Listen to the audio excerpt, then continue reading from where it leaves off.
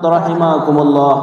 Segala puji dan syukur kehadirat Allah Subhanahu wa taala atas segala nikmat dan karunia yang telah Allah limpahkan kepada kita. Semoga kita menjadi hamba Allah yang pandai bersyukur, pandai berterima kasih dengan menggunakan segala fasilitas kehidupan yang telah Allah berikan kepada kita untuk semakin mendekatkan diri kita kepada Allah Subhanahu wa taala. Jangan sampai justru sebaliknya, segala nikmat yang telah Allah titipkan kepada kita justru kita gunakan dan kita manfaatkan untuk bermaksiat kepada Allah Subhanahu wa taala. Mari kita tingkatkan iman, takwa kita kepada Allah Subhanahu wa taala.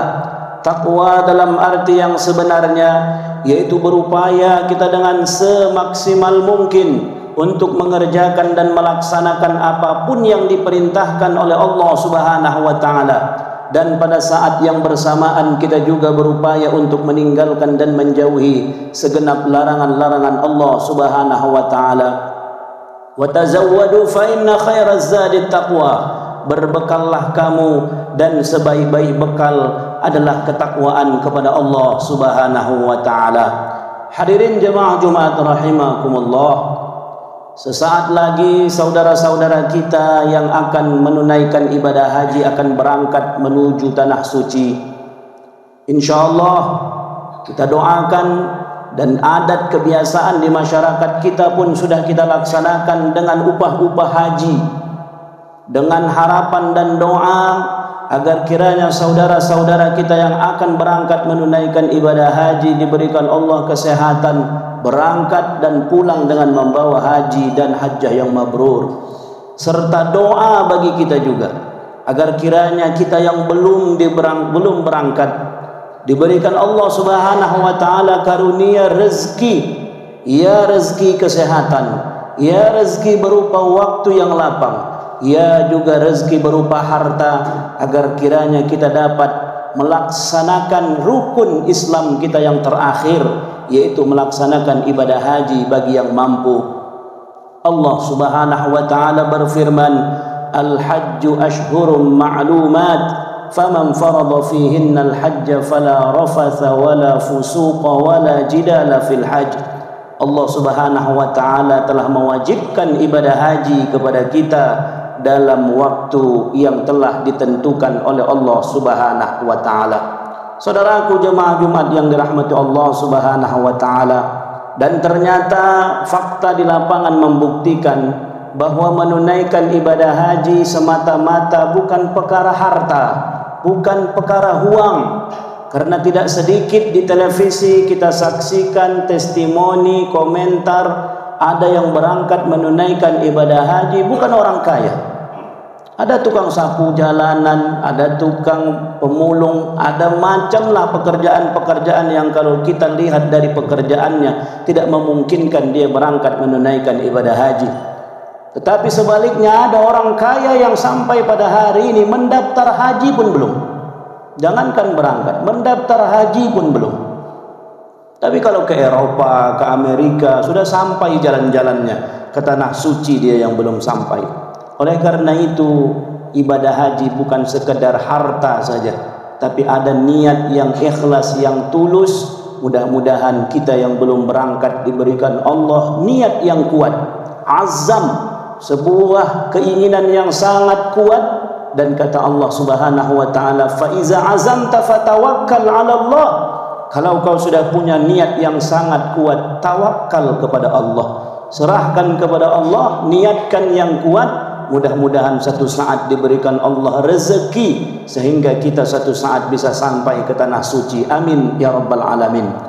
Saudaraku jamaah Jumat yang dirahmati Allah, selain saudara kita yang berangkat menunaikan ibadah haji, bagi kita yang tidak berangkat ada satu syariat yang diajarkan oleh Allah Subhanahu wa taala, yang diajarkan kepada Nabi kita Muhammad sallallahu alaihi wasallam. Syariat itu tidak lain adalah syariat menunaikan ibadah kurban. Allah Subhanahu wa taala berfirman, "Inna a'tainakal kautsar fashalli li rabbika wanhar inna syani'aka huwal abtar." Sesungguhnya kami, kata Allah Subhanahu wa taala, telah memberikan nikmat yang banyak kepadamu. untuk mensyukuri nikmat yang aku berikan itu, kata Allah Subhanahu wa taala, fasalli, kerjakan salat. Fasalli li rabbika wanhar, kemudian berkurbanlah. Kurban yang diinginkan Allah Subhanahu wa taala, la yanalullahu dima'uha wa la luhumuha, tidaklah yang sampai kepada Allah itu darahnya, bukan pula dagingnya. Allah tak perlu darah lembu itu. Allah tak perlu daging daripada unta, kambing yang kita sembelih itu. Tapi yang disampaikan kepada Allah Subhanahu wa taala adalah pengorbanan kita. Sejauh mana kecintaan kita kepada Allah Subhanahu wa taala dibandingkan kecintaan kita kepada harta kita, dibandingkan kecintaan kita kepada uang kita yang seharga 2 juta atau 2.200.000 rupiah itu. Dengan nikmat yang sudah 1 tahun Allah berikan kepada kita, Allah ingin membuktikan apakah kita lebih cinta kepada Allah Subhanahu wa taala atau kita lebih sayang kepada harta kita. Oleh karena itu, untuk menyambut hari raya Idul Adha atau Idul Kurban yang tinggal beberapa minggu lagi, saudaraku jamaah dirahmati Allah, masih ada kesempatan bagi kita yang belum mendaftar untuk menjadi peserta kurban. Mendaftarlah sebagai bentuk cinta kita kepada Allah dengan korbankan uang kita 2 juta, 2.200.000, dan yakin percaya kita bahwa apapun yang kita korbankan di jalan Allah Subhanahu wa taala tidak akan ada yang sia-sia dan akan diganti oleh Allah Subhanahu wa taala.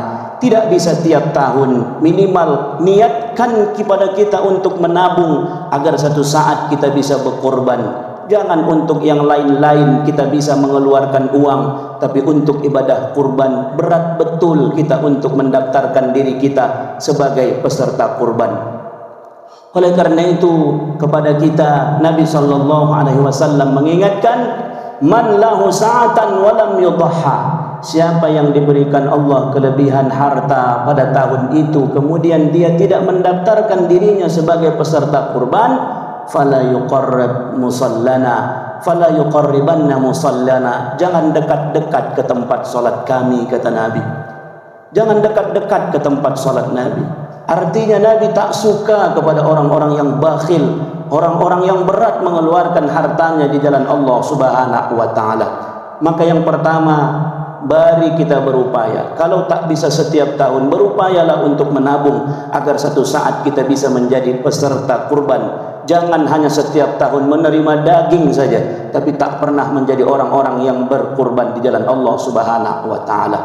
Kemudian yang perlu diperhatikan juga kepada panitia pelaksana ibadah kurban, bahwa yang harus diperhatikan adalah bagaimana tata cara pelaksanaan ibadah kurban yang mungkin jarang sekali dipelajari karena tak ada pelatihannya, ataupun kalau ada pelatihannya jarang sekali kita ikuti. Banyak yang jadi panitia itu hanya karena ditunjuk, ikut, terus tak tahu bagaimana hukum-hukum yang terkait tentang ibadah kurban. Yang pertama, kata Nabi sallallahu alaihi wasallam, innallaha katabal hasanat ala kulli sayyi'at.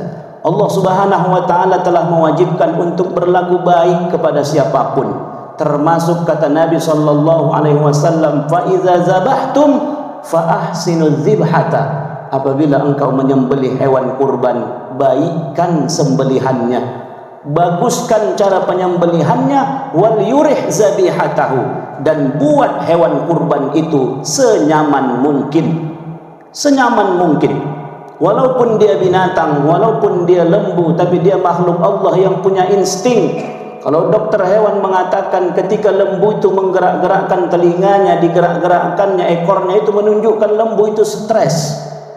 Stres pertama ketika diturunkan dari truk dengan cara yang kasar, kemudian diasahlah pisau sembelih itu di hadapan lembu, kemudian disembelihlah hewan yang satu di hadapan hewan yang lainnya. Yang harus dilakukan panitia adalah bagaimana menurunkan lembu dengan cara yang baik. Tajamkan pisau jangan di depan hewan yang akan dikurbankan. Kalau perlu buat tabir, buat penghalang. antara satu lembu dengan lembu yang lain? Apakah terpalkah, apakah spandukkah? Minimal jangan dia lihat temannya ketika disembelih. Ini salah satu adab-adab yang harus diperhatikan. Kemudian pembagian daging daripada hewan kurban itu, kata Nabi SAW, as-sulus, sepertiga, sepertiga, dan sepertiga. Sepertiga untuk yang berkurban, sepertiga diutamakan kepada fakir miskin, dan sepertiga lainnya kepada siapapun daripada kaum muslimin yang kaya yang miskin berhak untuk menerima hewan daging kurban.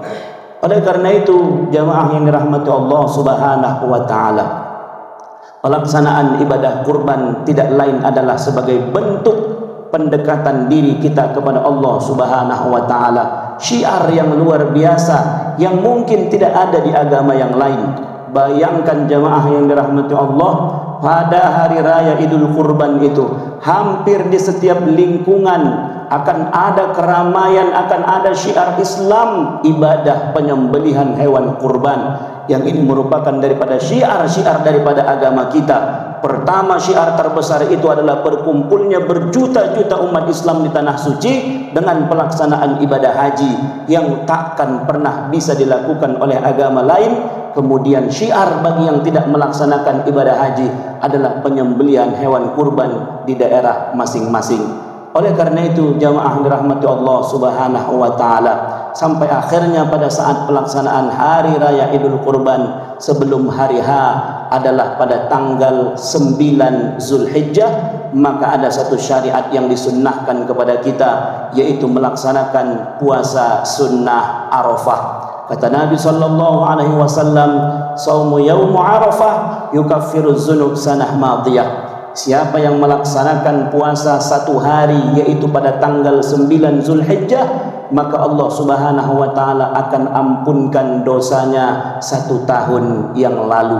Maka oleh karena itu, banyak sunnah, banyak ibadah yang bisa kita lakukan di bulan-bulan yang mulia ini. Oleh karena itu, yang pertama, jamaah dirahmati Allah, mari kita berazam, bertekad dengan menabung, dengan berdoa, dengan berupaya semaksimal mungkin untuk bisa menunaikan ibadah sebagai puncak daripada rukun Islam kita, yaitu ibadah haji.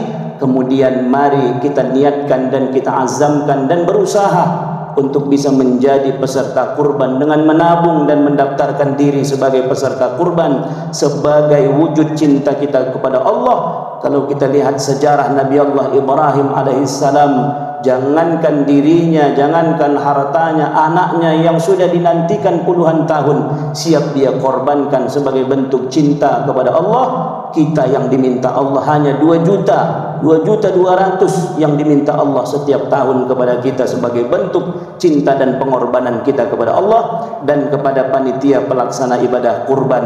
Hati-hati, jangan sampai ada selip dalam pelaksanaan ibadah, karena kurban ini bukan sembarang sembelih-sembelih seperti pesta biasa, tapi dia adalah ibadah. Man ba'a jildil adhiyah fala adhiyatalah. Panitia juga tidak dibolehkan menjual kulit daripada hewan kurban. Kata Nabi, siapa yang menjual kulit daripada hewan kurban, maka kurbannya tidak sah. Caranya bagaimana? Jangan dijual, jangan dipotong kecil-kecil, sehingga kalau dipotong kecil-kecil akan dibuang orang nanti. Berikan satu tumpuk siapa yang mau saja, yang mau mengolahnya menjadi kikil, kasihkan sama dia, supaya jangan terbuang dan tidak boleh juga dijual. Begitu juga dengan kepala lembu, jangan dijadikan dia sebagai upah potong kepada tukang potong. Boleh dikasihkan kepada ustadz, kepada siapa yang menyembelih, tapi tidak dibolehkan diniatkan sebagai upah.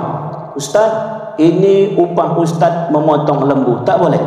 Tapi kalau dihadiahkan boleh, tapi kalau diupahkan maka tidak dibolehkan. Karena ini adalah ibadah, maka kepada panitia dan kita yang biasa menjadi panitia, hati-hati betul. Sekali lagi, ini bukan sembelih sembarang sembelih seperti pesta biasa, tetapi ini adalah ibadah yang kalau kita silap, hati-hati tanggung jawabnya, bisa tidak sah ibadah orang yang orang titipkan kepada panitia. Barakallahu li wa lakum fil Qur'anil azim wa nafa'ani wa iyyakum bima fihi minal ayati wadh-dhikril hakim. Aqulu qawli hadza wa astaghfirullah li wa lakum wa lisairil muslimina wal muslimat. fastaghfiruhu innahu huwal ghafurur rahim.